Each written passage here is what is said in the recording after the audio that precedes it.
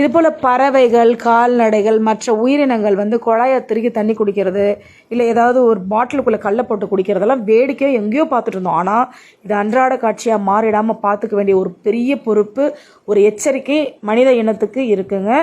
நீர்நிலைகளை எல்லாம் நம்ம அழிய விட்டுட்டோம். நம்ம முன்னோர்கள் பாருங்கள், இந்த உலகத்திலேயே உயர்ந்தது மாதா பிதா குரு தெய்வம்னாலும் அதை தாண்டி தாயை பழிச்சாலும் தண்ணியை பழிக்காத அப்படின்னு சொல்லி நம்ம முன்னோர்கள் தண்ணியை போற்றி பாதுகாத்தாங்க. கோவில்ன்ற ஒரு விஷயம் கட்டப்பட்டதே ஒரு நீர்நிலைகளை உருவாக்கி அதை உயிரை காக்கக்கூடிய, அதில் ஓரமாக மரங்கள், வேப்பமரம், அரசமரம் போன்ற உயிரை காக்கக்கூடிய, அதாவது பிராணசக்தியும் உடம்புல ஏற்படக்கூடிய எந்த ஒரு நோய் தொற்றையும் எதிர்க்கக்கூடிய வேப்ப மரத்தை வச்சு நம்ம முன்னோர்கள் பாதுகாத்தாங்க.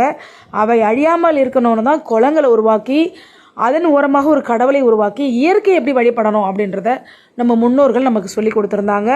நீர்நிலைகளுக்கு ஒரு திருவிழா, ஆற்றல் அழகர் இறங்குறதா இருக்கட்டும், வைகை நிலம், அது இதுன்னு நம்ம முன்னோர்கள் நீர்நிலைகளுக்கு முக்கியத்துவம் கொடுத்து மரங்களை பாதுகாத்து முன்னோர்களை பாதுகாத்தல்னு எல்லாமே இந்த உலகத்தை எப்படி காக்கணும் அப்படின்னு வாழ்ந்தது தான் இந்த தமிழினம். இந்த தமிழத்தோட கலாச்சாரம் மாறிக்கிட்டே இருக்குது. சுதாரிச்சுப்போம், மண் தொடக்கூடிய நீரை குடிப்போம், நம்மளோட சுற்றி இருக்கக்கூடிய நீர்நிலைகளை பாதுகாப்போம்.